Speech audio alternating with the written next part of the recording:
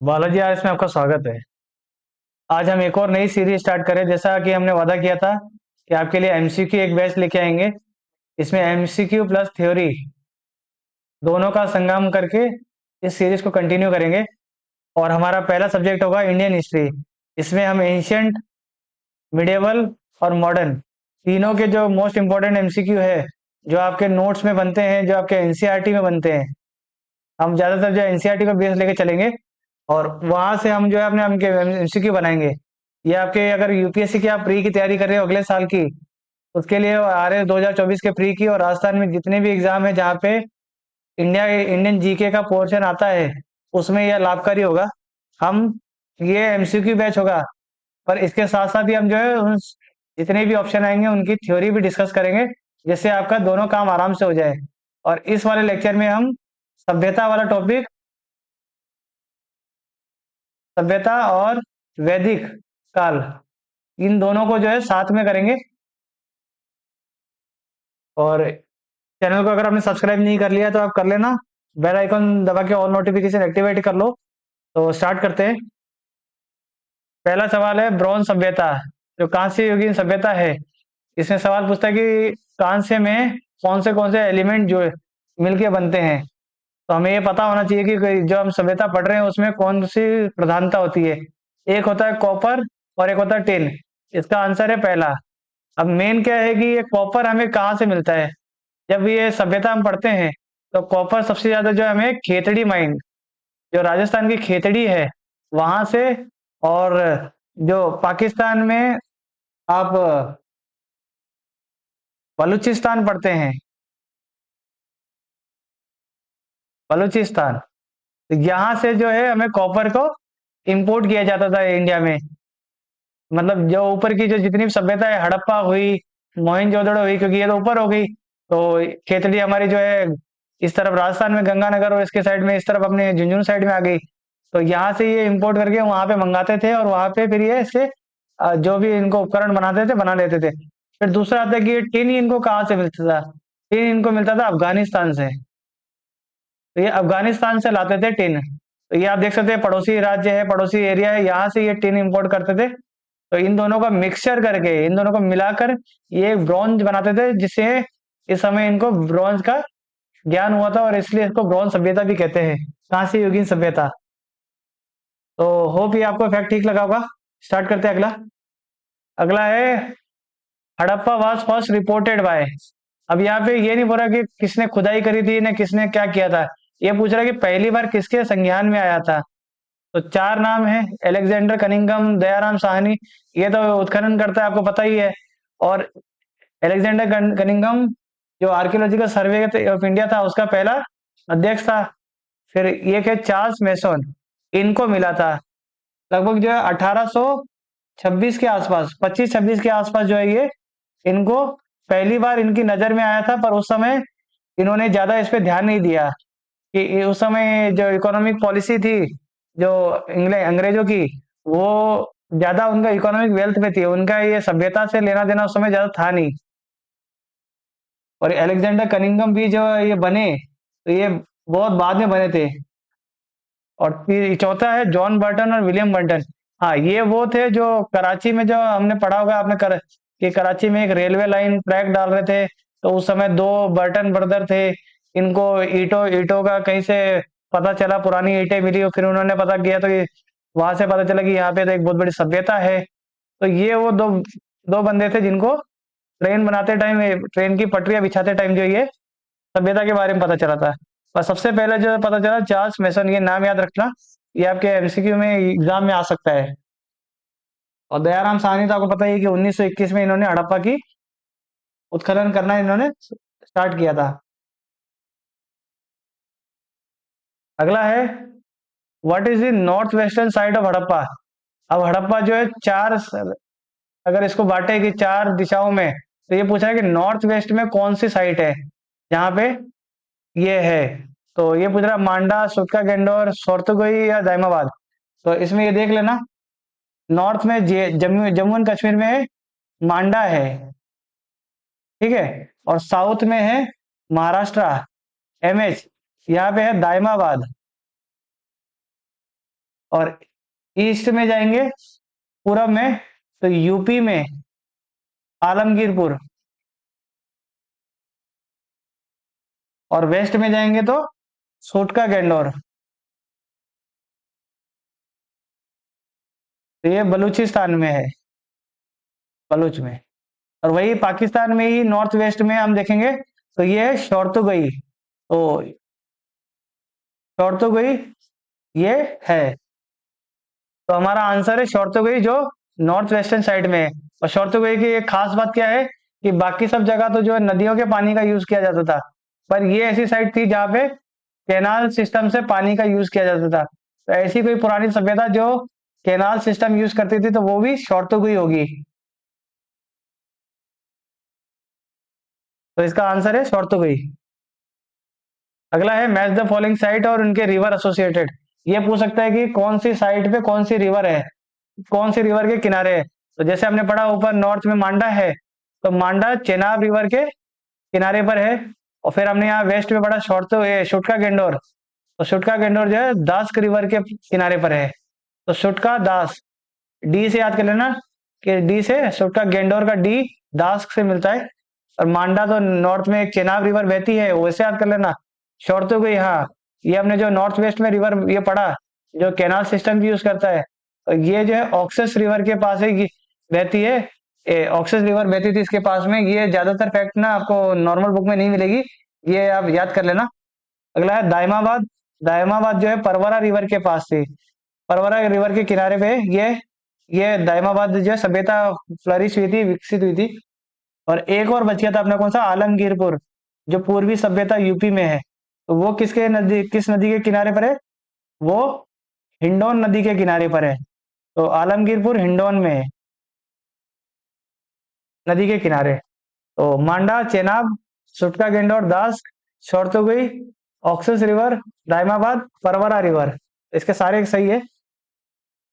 अगला पूछ रहा है कि R37 सिमेट्री कहाँ मिली थी? कौन सी सभ्यता के किनारे पे जो है R37? तो ये R37 जो सिमेट्री है, यानी कब्र कहाँ, ये मिली थी हमें हड़प्पा के किनारे पे, हड़प्पा सभ्यता में। तो हड़प्पा सभ्यता में और क्या क्या मिला था हमें, ये देख लेते हैं। पहले तो इसकी खोज जो है 1921 में दयाराम साहनी के थे। इनके साथ साथ और दो नाम याद रखना आपको। एक तो है मधु माधव स्वरूप वस्त, माधव स्वरूप वत्स। और एक नाम आता है इसमें M विलर या मॉर्टिमर विलर। तो ये तीन नाम थे, एक दयाराम साहनी DRS। ये तीन थे जिन्होंने उत्खननकर्ता में काम किया था, इनके नाम आते हैं इसमें। तो ज्यादातर जो है दयाराम साहनी लोगों को याद आता है। एक अंग्रेज जो इसमें इसमें और साथ था, मॉर्टिमर मिलर विलर। तो इनका भी नाम याद रखना। ये आपको पूछ सकते हैं कि कौन सा अंग्रेज था जो हड़प्पा के उत्खनन में जिनका हाथ था, ये पूछ सकते हैं आपको। और यहाँ पे और क्या क्या मिला था हमें, यहाँ पे हड़प्पा में मिला था 12 बड़ी बड़ी ग्रेनरी मिली थी, जो अन्नागार होते हैं ना, जहाँ पे अन्न रखते हैं, बड़े बड़े अन्नागार। और ये जो है दूसरा सबसे बड़ा स्ट्रक्चर है। पहला सबसे बड़ा स्ट्रक्चर कौन सा है? ग्रेट बाथ, जो हम आगे मोहनजोदड़ो में पढ़ेंगे कि ग्रेट बाथ जो स्नानागार था वो सबसे बड़ा है। और उसके बाद अगर कोई दूसरा सबसे बड़ा स्ट्रक्चर बनाया गया था, तो ये 12 बड़ी बड़ी इक्वल साइज की ग्रेनरी बनाई गई थी, जो जमीन में खड्डा कर, ऐसे बड़ा स्ट्रक्चर वैसे नहीं बनाया था, जमीन में खड्डा करके ऐसे 12 खाचे बनाए थे, और उसमें ही अन्न डाल के जो है इसको सुरक्षित रखा जाता था। इस तरह से ये करते थे। और यहाँ पे और क्या क्या मिला था हमें? एक स्वास्तिक का चिन्ह मिला था, ये अलग है, ये और कहीं नहीं मिला लगभग। तो स्वास्तिक का चिन्ह यहाँ पे मिला था हमें। और R37 सिमेट्री के साथ साथ ना यहाँ पे 57 अलग अलग जो है सिमेट्री ग्रेव्स मिली है, लोगों की कब्र, 57 बड़ी बड़ी कब्रें मिली है यहाँ पे। और यहाँ पे जो ये ब्रॉन्ज सभ्यता है, तो यहाँ पे ब्रॉन्ज के मिरर मिले हैं बड़े बड़े, यहाँ पे मिरर है, आईने मिले हैं यहाँ पे। और अगर हम इसके बारे में और कुछ खास पढ़े, तो इसमें पढ़ने लायक है। यहाँ पे फेलस सिंबल खूब सारे मिले, फेलस यानी कि जो लिंग के जो सिंबल होते हैं, उसके बहुत सारे यहाँ पे साक्ष्य मिले हैं। ठीक है। और फेलस सिंबल क्या दर्शाता है कि यहाँ पे जो है स्त्री गॉडेस या फीमेल गॉडेस की जो है पूजा ज्यादा होती थी इस सभ्यता में। तो फेलस में फीमेल गॉडेस के लिए। तो 12 ग्रेनरी हो गई, स्वास्तिक हो गया, 57 कब्रें हो गई, R37 एक स्पेसिफिक सिमेट्री है, और एम व्हीलर याद रखना है आपको। ये इसके मेन मेन फैक्ट हो गए आपके। अगला है ग्रेट बाथ हमें कहाँ पे कौन से साइड से मिला था? तो इसका आंसर है मोहनजोदड़ो। तो ग्रेट बाथ के बारे में और क्या पता करें आपको?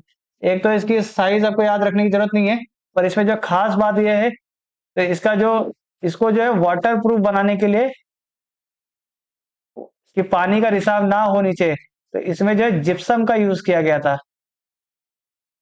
जिप्सम का जो है मोटार का यूज करके इन्होंने मिक्सचर बनाया था, और इसको जो है नीचे इनकी तले पे, पहले तो इसको तला जो है ब्रिक्स से बना दिया, और उस ब्रिक्स को बीच में जो अगर थोड़ी बहुत भी जगह भर गई बच गई होगी, तो उसमें जिप्सम का घोल बना के उसको लगा दिया, जिससे वो वाटर प्रूफ हो गया। तो एक वाटर प्रूफ टैंक बनाया था इन्होंने।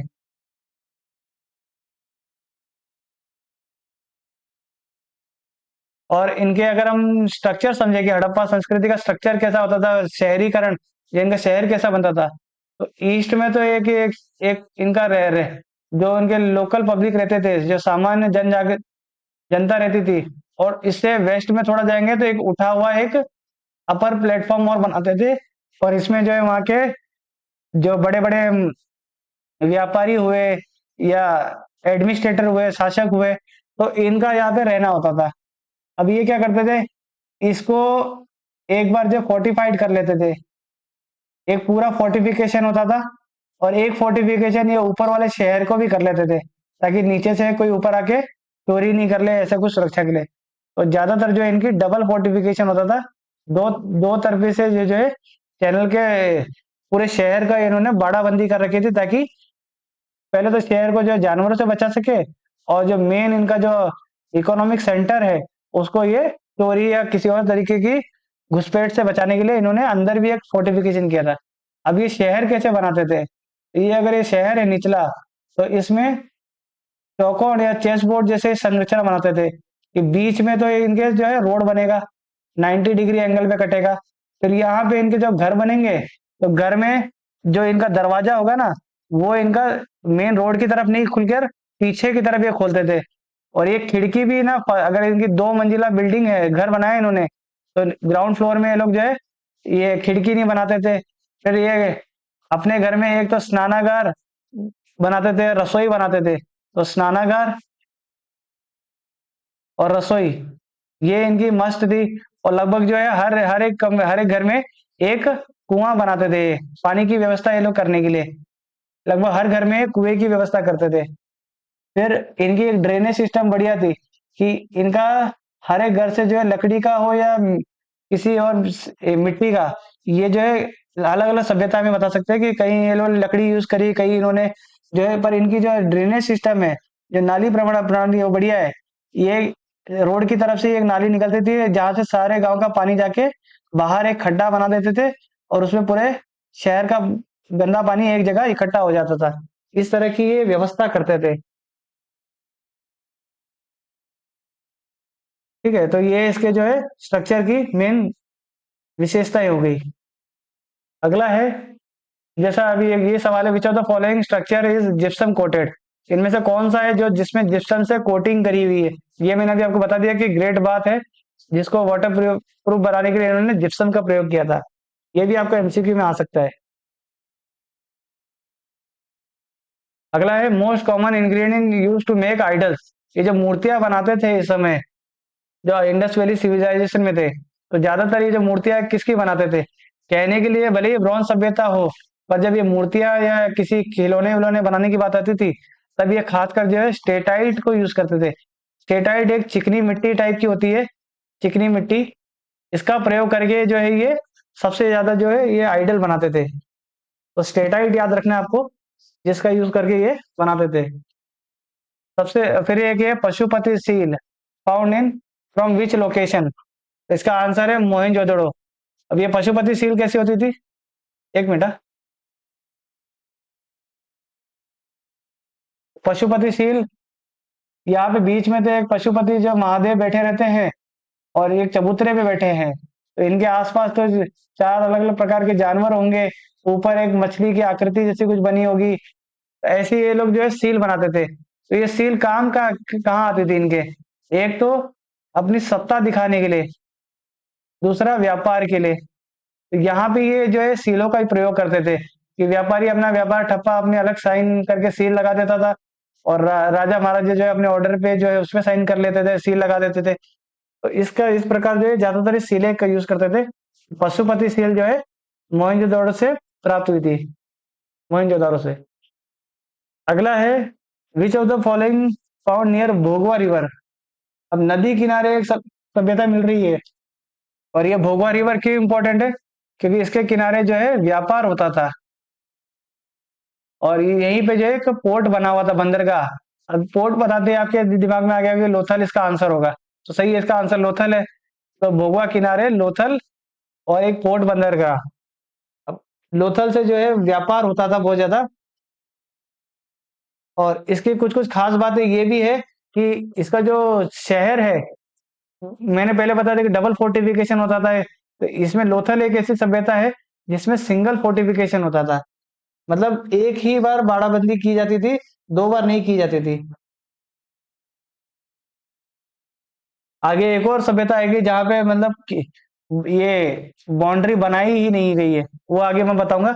अब लोथल में बस याद रखना कि ना सिंगल बाउंड्री बनाई गई है शहर में, इसमें ज्यादा कोई भेदभाव नहीं किया कि नीचे एक बनाएंगे ऊपर अलग से बनाएंगे, ऐसा कुछ नहीं है। तो और ये डॉकयार्ड है, आपको पता है, यहाँ से बहुत ज्यादा व्यापार होते थे।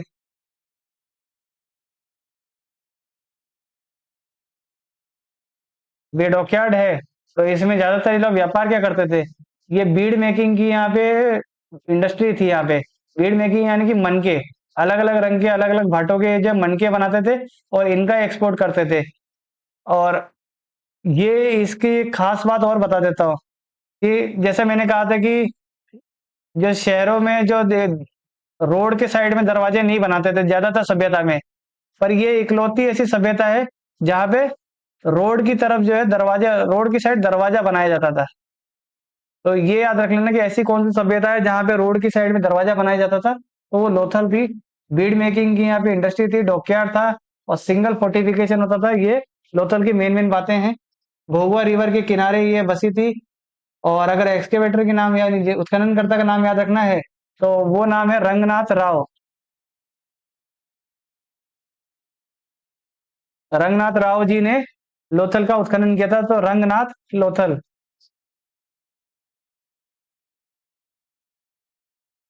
अगला है, which of the following site has earthquake evidence. ये आपने पढ़ा होगा आपकी किताबों में, राजस्थान की किताबों में आता है कि जहाँ एकमात्र साइट जहाँ पे भूकंप के साक्ष्य मिलते हैं वो है कालीबंगा। तो कालीबंगा को दीनहीन गरीबों की बस्ती भी बोलते हैं। हनुमानगढ़ में पाया जाता है, हनुमानगढ़ में है। ठीक है, गग्गर नदी के किनारे ये सभ्यता है। और ड्रेनेज सिस्टम यहाँ पे लकड़ी के अच्छे बनाए गए हैं, ड्रेनेज लकड़ी के बने हुए हैं, ये है। और कच्ची ईंटों से जो है इनके मकान बने हैं, ये इनके मेन मेन पॉइंट है। और वही अगर हम इसके उत्खननकर्ता का नाम पूछे, तो वो है अमला नंद घोष जी। और इन्होंने जो है 1952 में ये सभ्यता को खोजा था। तो ये देख लेना, आजादी के बाद का ये उत्खनन स्टार्ट हुआ था इनका।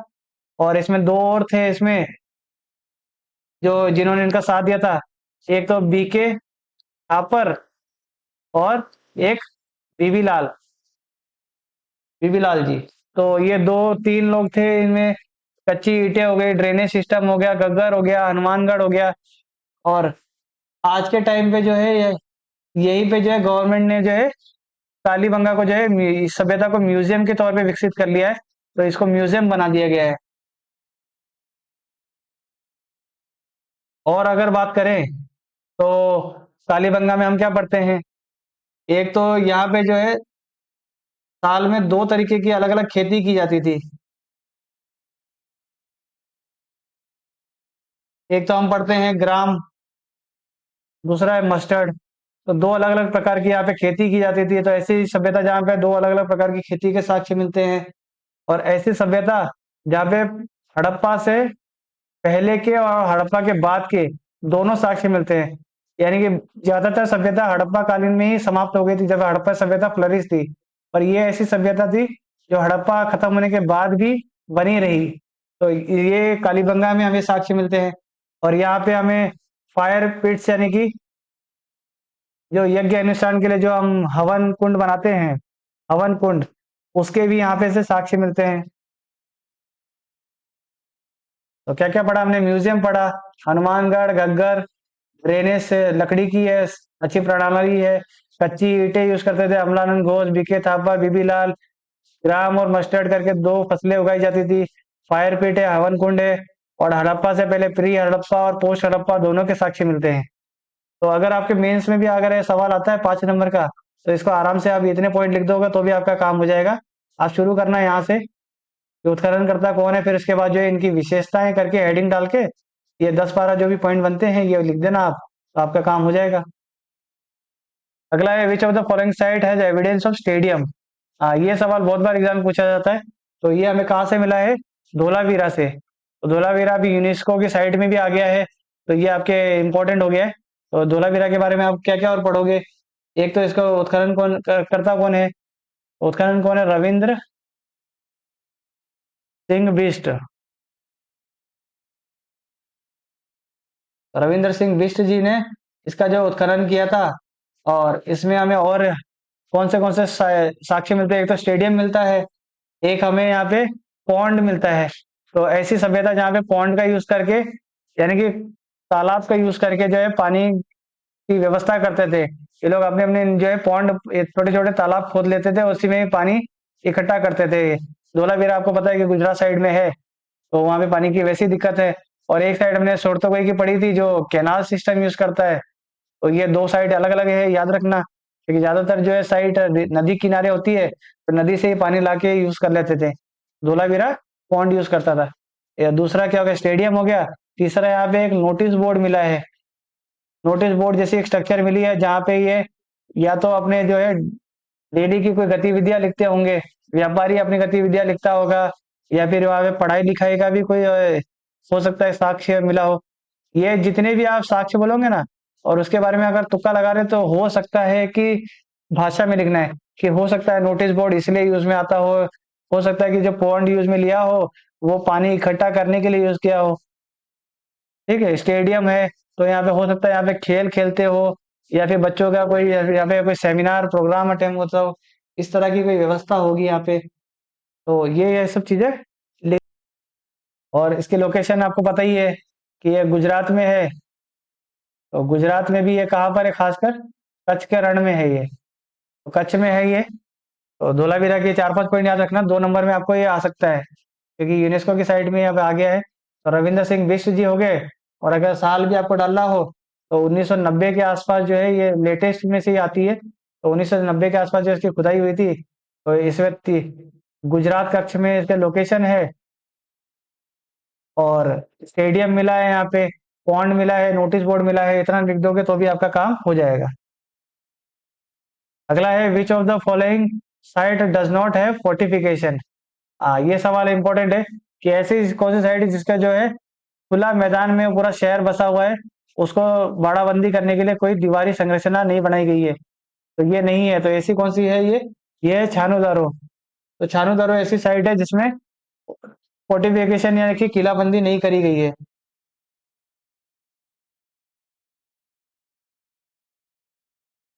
तो इसमें तो मेन तो यही खास बात है, बाकी तो ठीक है। वाह, यहाँ पे भी बीड मेकिंग इंडस्ट्री यानी कि मनके बनाने की कारखाने, मनकों के कारखाने हैं यहाँ पे। ये भले ही याद कर लेना, मनकों के कारखाने एक तो हमने लोथल में पढ़ा, दूसरा छानूदारो में पढ़ा। तो अगर इंडस्ट्री के से रिलेटेड विकास का कुछ आता है हड़प्पा सिविलाइजेशन में, इंडस्ट्री, तो बीड मेकिंग हो गया आपका। फिर दूसरा आपका कॉपर की खाने आ गई, कॉपर भी इंडस्ट्री में आ जाएगा आपके। ठीक है, खिलौने बनाने के कारखाने हो तो खिलौने के बता सकते हो आप। आगे चलते हैं। Which of the following site was first discovered after independence. Independence के बाद, जैसी आजादी मिली उसके बाद हमने जो साइट खोजी, वो पहली साइट कौन सी थी? तो वो है रोपड़। का आंसर है रोपड़। और ये कहाँ पे मिलती है? ये है पंजाब में। और पंजाब में भी ये कहाँ पे, किस नदी के किनारे पर है? ये सतलज नदी के किनारे पर है। और इसकी एक खास बात क्या है कि यहाँ पे साक्ष्य मिले हैं कुत्ते और इंसान, इन दोनों को साथ में यहाँ पे दफनाया गया है। तो ऐसी एक साइड जहाँ पे कुत्ते और इंसान को साथ में दफनाने के साक्ष्य मिलते हैं, वो है रोपड़ हरियाणा, सॉरी रोपड़ पंजाब, सतलज नदी के किनारे है। और ठीक है, आगे चलते हैं। Apart from Lothal which site has port, Lothal के अलावा ऐसी कौन सी साइट है जहाँ पे हमें पोर्ट या फिर बंदरगाह या फिर डॉकयार्ड ये हमें मिले, इसके साक्ष्य मिले हैं। तो ये आपके लिए इंपॉर्टेंट सवाल है कि ये कहाँ पे मिले हमें। ये मिले हमें सुटका गैंडोर में। तो सुटका गैंडोर में हमें ये साक्ष्य मिलते हैं। और ये सुटका सुटका गैंडोर हमने पढ़ा था बलूचिस्तान में, यहाँ पे है बलूचिस्तान में, नीचे की तरफ जो है ये साइट मिलती है। और इसके किनारे पे ये और हमने इसका कौन सा रिवर पढ़ा था, दशक रिवर पढ़ा था हमने। दस रिवर पर पोर्ट बना हुआ है बंदरगाह सुटका गैंडोर में। तो ये इसकी खास बात है, ये याद रख लेना कि लोथल के अलावा ऐसी कौन सी साइट है जहाँ पे मिलता है। अब यहाँ से हम जो है वैदिक सभ्यता वाला टॉपिक स्टार्ट करते हैं। इसमें जो जो इम्पोर्टेंट बनेगा वही हम डिस्कस करेंगे। पहला है वेद त्रयी। तो चार वेद है, उनमें से वेद त्रयी की संज्ञा किसको दी गई है। ये ये नीचे वाला छोड़ देना। तो इनमें तो वेद त्रयी में ऋग्वेद आता है, सामवेद आता है, यजुर्वेद आता है, अथर्ववेद नहीं आता। अब इनमें मेन मेन क्या है कि ऋग्वेद किस काम आते थे। ऋग्वेद में मेन मेन क्या होता था, तो इसमें मिलते थे मंत्र, खूब सारे इसमें मंत्र यानी कि हाइम्स लिखे हुए हैं। ठीक है, लगभग 1028 हाइम्स लिखे हैं और इनको 10 मंडल में विभाजित किया गया है। अगला है सामवेद। साम तो साम म्यूजिक है, तो म्यूजिक के लिए जो है सामवेद है। और कृष्ण का, भगवान कृष्ण का सबसे प्रिय वेद भी सामवेद है क्योंकि मुरली बजाते थे। अगला है यजुर्वेद। यजुर्वेद में यज्ञ की प्रणाली सिस्टम बताया कि यज्ञ को अलग अलग किसके लिए कैसे यज्ञ करेंगे, तो इसकी सिस्टम इसमें बताया गया है। अगला है अथर्ववेद। अथर्ववेद में जो मटेरियलिस्टिक चीजें हैं, दीन दुनिया आयुर्वेद और दुनिया भर की चीजें जो है ना, इसके बारे में हमें पता चलता है, पृथ्वी की संरचना के बारे में या फिर ठीक है न्याय प्रणाली के बारे में थोड़ी बहुत यहाँ अथर्ववेद में मिलता है। और जो टोना टोटका टाइप का होता है ना, वो भी लगभग इसी में ही मिलता है हमें। अगला है how many mandals are there in Rigveda. Rigveda में हमने पढ़ा था कितने मंडल है, 10 मंडल है। शुरुआत में 8 मंडल थे, दूसरा से लेके 8 तक। फिर इसके बाद ये फर्स्ट और दूसरा से लेके 9वां तक, फिर 10th। ये 2 मंडल जो है लेटेस्ट है, ये बाद में जोड़े गए हैं। ठीक है, अब इसमें से एक एक इंपॉर्टेंट कौन सा, 7वां मंडल। 7वां मंडल में हमें क्या मिलता है, हमें दसराज के बारे में पता, दस राजन बैटल के बारे में पता चलता है। 10 राजन बैटल, ये 10 राजाओं ने मिलकर पांच पांच पांच की जोड़ी बना के इन्होंने जो है लड़ाई लड़ी थी। और जो जीता था वो आगे जाके उन्होंने राज किया था भारतवर्ष पे। 10 राजन में हमें ये पता होना चाहिए कौन से थे। एक तो था अपना भरत, राजा भरत। तो इनके अगेंस्ट में जो है 10 राजा थे और इन्होंने जो है इन 10 राजाओं को हरा दिया था। और 10 राजा जो है सुदास कहलाए थे, इनको इनको सुदास कहा जाता था। और इनमें से 5 आर्यन थे, 5 नॉन आर्यन थे।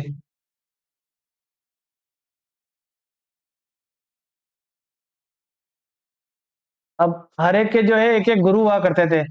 जो भरत था, इनके गुरु थे गुरु वशिष्ठ, ये याद रख लेना। गुरु वशिष्ठ थे इनके गुरु। और जो 10 राजा थे सुदास, इनके गुरु थे विश्वामित्र। ठीक है, तो भरत ने इनको हरा दिया और भारतवर्ष की स्थापना कर ली। और वशिष्ठ इनके गुरु थे। और जो 10 राजन थे इनके, इनमें से 5 आर्यन 5 नॉन आर्यन इनके गुरु थे विश्वामित्र। अब इनमें और कौन से इंपॉर्टेंट मंडल है। एक तीसरा मंडल याद रख लेना, उसमें गायत्री मंत्र का प्रमाण मिलता है कि गायत्री मंडल, गायत्री जो मंत्र है, ठीक है, इसकी जानकारी मिलती है। अगला है नवा मंडल। नवा मंडल ऐसा मंडल था जो एक ही भगवान के लिए या फिर जो बोलते हैं ना गॉड के लिए डेडिकेटेड था, वो था सोमदेव। सोमदेव वही है आपके, ठीक है, सोमदेव अमृत के देवता। दारू वाले समझ लो इसे। 10वें मंडल में हमें हमें जानकारी मिलती है पुरुष सूक्त की। पुरुष सूक्ता क्या है? इसमें चार वर्णा के बारे में पता चलता है। वही हमारे ब्राह्मण, क्षत्रिय, वैश्य, शूद्रा, ये चार वर्णा की जानकारी हमें पुरुष सूक्त से मिलती है। और ये 10वें मंडल में है। 9वें मंडल में सोमदेव के ऊपर जो है ये पूरा पूरा मंडल लिखा हुआ है। तीसरे में हमें गायत्री मंत्र के बारे में पता चलता है। 7वें में हमें भारत और 10 राजन के बीच में जो है लड़ाई हुई थी उसके बारे में पता चलता है। भारत के गुरु और वशिष्ठ थे, 10 राजन के गुरु विश्वामित्र थे।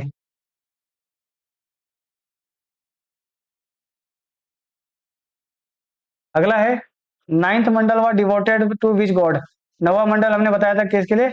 ये सोमदेव से है सबसे ज्यादा। ये पूरा जो मंडल है सोमदेव को डेडिकेटेड है। और अब एक एक बार पढ़ लेते हैं। इंद्रा कौन था? सबसे शक्तिशाली जो भगवान था उस समय ऋग्वेद के टाइम पे, तो वो थे इंद्रा।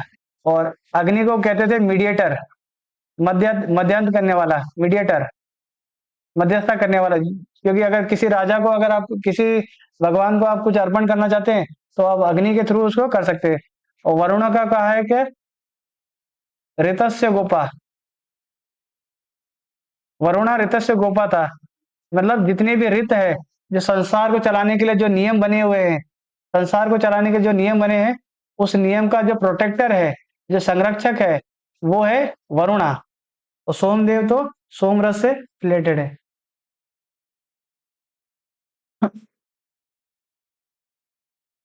अगला ये बहुत इंपॉर्टेंट सवाल है। यहाँ से आपको एक सवाल एक मिल जाएगा। अगला है ऋग्वेद। पहले वेद लिखा है, इसके उपवेद और इसके पुरोहित, इनका जो है मिलान करवाता है हमेशा। तो हमें एक एक करके जो है शांति से पढ़ना है कि कौन सा होता है। तो ऋग्वेदा का जो उपवेद है वो है आयुर्वेद। तो ऋग्वेद में आयुर्वेद है। और इसके गुरु कौन है, पुरोहित कौन है? होत्री। तो ऋग्वेद होत्री और ऋग्वेद आयुर्वेद। अगला है सामवेद। सामवेद में है गंधर्व। तो ऐसे याद कर लो कि गंधर्व वेद है, गंधर्व जो है साम संगीत गाते हैं, तो ये उनसे रिलेटेड है। और इनके पुरोहित है उद्गाता। तो गाता में ही गायन है, तो इसको याद करने में आपको ज्यादा दिक्कत होगी नहीं। तो सामवेद का गंधर्व वेद और उद्गाता। यजुर्वेद के है धनुर्वेद। ऐसे ही याद कर लेना, यजुर्वेद धनुर्वेद, यजुर्वेद धनुर्वेद। तो इसके उपवेद हो गया धनुर्वेद। और इसका इनके जो पुरोहित है उनका नाम है अधवर्यु। अधवर्यु इनके पुरोहित है। अगला है अथर्ववेद। अथर्ववेद में जो है मटेरियलिस्टिक चीजें, यानी कि जीवन की जो ये जन कल्याण में जो काम में आते हैं, वो उन सारी प्रक्रियाओं के बारे में दिया गया है। तो इसमें शिल्प याद कर लो, शिल्प वेद, यानी कि स्ट्रक्चर कैसे बनाया जाता है उसके बारे में ज्ञान है। तो शिल्प वेद इसका उपवेद हो गया। और इसको बनाने वाले कौन है? स्वयं ब्रह्मा है, ब्रह्म पुरोहित है। तो इनके ब्रह्म पुरोहित होंगे। अथर्ववेद में शिल्प, ऐसे याद कर लो, अथर्व में शिल्प रेगुलर चीजें जो बनती है उनके बारे में। और ब्रह्म है, यजुर्वेद धनुर्वेद और अधवर्यु। अधवर्यु याद रखना, अधवर्यु थोड़ा मुश्किल है, ये भी मुझे बहुत लेट ही याद हुआ था। अधवर्यु हो गया। सामवेद में गंधर्व वेद है और इसके गुरु है उद्गाता। ऋग्वेद आयुर्वेद है, आयुर्वेद, ठीक है। और इनके पुरोहित है होत्री। ये आपके यूपीएससी प्री में आ गया है एक बार। तो सत्यमेव जो जयते है, ये किस उपनिषद से लिया गया है? तो बृहदारण्यक हो गया, ऐत्रेय हो गया, मुंडक हो गया, छंदोग्य हो गया। एक एक करके देखते हैं। पहला है बृहदारण्यक। ये सबसे बड़ा उपनिषद है। और इसमें याज्ञवल्क्य और गार्गी, आपने पढ़ा होगा गार्गी। और नहीं पढ़ा हो तो बता देते, याज्ञवल्क्य के बीच में एक बहुत बड़ा संवाद हुआ था। कहाँ पे? राजा जनक, राजा जनक के कोर्ट में, यानी इनके सामने जो है इनको बिठा के जो है वो ये वेदों के ऊपर जो है बहुत बड़ी एक सभा आयोजन किया गया था। उसमें इनको इनको डिबेट करवाया था। तो गार्गी और याज्ञवल्क्य के जो संवाद है वो बृहदारण्यक से में हमें मिलते हैं। अरे, अगला है ऐत्रेय उपनिषद। इसकी खास बात यह है, आपने बुद्धा के 8 फोल्ड पाथ पढ़े होंगे, ठीक है, अष्टांगिक मार्ग। उसकी जो साक्ष्य कहाँ से मिलते हैं, वो ऐत्रेय उपनिषद से मिलते हैं। एट फोल्ड पाथ की जो जानकारी है ऐत्रेय उपनिषद में लिखे हुए हैं। अगला है मुंडक उपनिषद। अभी अभी हमें पढ़ा था सत्यमेव जयते, तो इसके ये लिखे हुए मुंडक उपनिषद में है। अगला है छांदोग्य उपनिषद। तो छांदोग्य उपनिषद ऐसा उपनिषद है जिसमें श्री कृष्ण जी के बारे में हमें जानकारी मिलती है। श्री कृष्ण जी और उनके जो फॉलोवर थे उनको वासुदेवक कहा गया।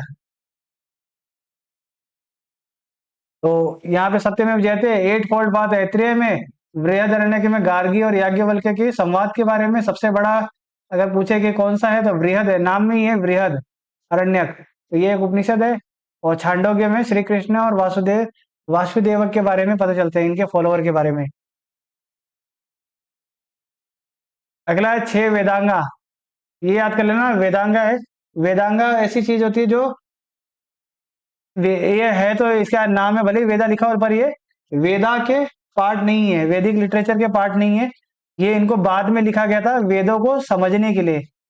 वेद को समझने के लिए ये 6 रूल्स बनाए गए थे एक तरीके के। इनका यूज करके आप वेदों को पढ़ सकते हैं, इनको समझ सकते हैं। पहला है ज्योतिष, दूसरा है शिक्षा, तीसरा व्याकरण, छंद, कल्पसूत्र, निरुक्ता। ये आपके 2 नंबर के क्वेश्चन जो आरएस प्री में मेंस में आ सकता है आपको, कि वेदांगास के प्रकार लिखो। तो आप इसको लिख सकते हो, 6 वेदांगा कहते हैं इसको। तो आप ज्योतिष है पहला, शिक्षा है, व्याकरण है, तो ज्योतिष में तो ज्योतिष का ज्ञान होगा। शिक्षा में क्या होता है, जो नाक की ध्वनि होती है उससे बनने वाले शब्दों के बारे में पता चलता है। व्याकरण में शब्दों को बड़े बड़े शब्दों को कैसे लिखा जाता है वो बताते हैं। और वहीं अगर अपन ये छंद के बारे में पूछे तो इन शब्दों को जोड़ जोड़ के जो छोटे छोटे छंद बनते हैं, ये उनके बारे में जानकारी देता है। कल्प सूत्र से आप जो है सूत्रा, जो सूत्र बनते हैं उनको कैसे बनाया जा सकता है उनको पता, उसके बारे में आपको पता चलता है। और आखिरी है निरुक्ता। निरुक्ता के बारे में खास बात रखना कि ये जो आपके रूट वर्ड है, किसी शब्द को जो उनका बीज बीज शब्द है वो शब्द कैसे बना, इसकी जानकारी मिलती है। निरुक्ता और व्याकरण में एक ही अंतर है कि व्याकरण में तो बड़े बड़े शब्दों को लिखा जाता है, उनके ग्रामर लिखे जाते हैं, जैसे कखा खड़ा हो गया वैसे। और निरुक्ता में जो हर एक शब्द कैसे जोड़ तोड़ करके कैसे बनाए गए हैं उसके बारे में पता चलता है। और छंद तो बड़ी लंबे जो छंद हम लिखते हैं उसके बारे में। और कल्प सूत्र में सूत्र है। शिक्षा में याद रखना कि नाक की ध्वनि से बनने वाले शब्दों को कैसे उनका कैसे वाचन किया जाता है, उनको कैसे पढ़ा जाता है, इसके बारे में। और ज्योतिष में ज्योतिष शास्त्र के बारे में इसकी जानकारी मिलती है। तो ये आपको वैसे शायद ही पूछे, पर एक निरुक्त याद रख लेना रूट वर्ड के बारे में। और तो क्या, शिक्षा याद रखना कि इसके बारे में नाक से यानी कि फोनेटिक शब्द होते हैं उनके बारे में जानकारी मिलती है। 6 वेदांगा के बारे में पता होना चाहिए कि इनमें से कौन से वेदांगा है या नहीं है इसके बारे में। तो ज्योतिष हो गया, शिक्षा हो गया, व्याकरण, छंद, कल्पसूत्र, निरुक्ता। अगला है Manusmriti was created during which ruler period. तो किसके टाइम पे जो है मनुस्मृति की रचना हुई थी। तो इसका आसान शब्द है शुंगा डायनेस्टी थी। 200 बीसी से लेके 200 एडी के बीच में जो है शुंगा डायनेस्टी रूल कर रही थी। और उस टाइम पे जो है ये मनुस्मृति का रचना हुई थी। मनुस्मृति जो है मानव के लिए जो रिलीजियस लॉ है, ये उसके रिलीजियस लॉ को डिफाइन करती है, रिलीजियस लॉ के बारे में जानकारी देती है। अगला है दुर्गा सप्तशती किसका पार्ट है, कौन से पुराण का पार्ट है दुर्गा सप्तशती। तो ये है मार्कंडेय पुराण का। ये सप्तशती मतलब 700 श्लोक होते। सप्त यानी कि सप्त और सती यानी कि 100। तो 100 प्लस 7 प्लस 100 यानी मतलब 700 इसमें श्लोक दे रखे हैं दुर्गा के बारे में। और ये मार्कंडेय पुराण की हिस्सा है। तो यहाँ पे आपका ये कंप्लीट होता है। आप चैनल को सब्सक्राइब कर लेना और बेल आइकन दबा लेना। इसको हम ऐसे ही धीरे धीरे जो है 2-2 3-3 टॉपिक लेके कंप्लीट कर देंगे। और ऐसे ही करके इंडिया जीके, राजस्थान जीके जो है आपका अच्छे से पूरा हो जाएगा। आपका एमसीक्यू भी प्रैक्टिस हो जाएगी और थ्योरी भी कंप्लीट हो जाएगी। और अगर आपको कोई डाउट हो रहा है, कोई आपको किसी टॉपिक से रिलेटेड, तो आप कमेंट में लिख देना, उसको हम वहीं सॉल्व कर देंगे। और अपनी तैयारी ऐसी जारी रखना। इसमें आपको बहुत सारे जो है मेन से पर्सपेक्टिव से भी आपको मिल गया होगा अच्छा खासा, तो उसको आप नोट कर लेना। Thank you.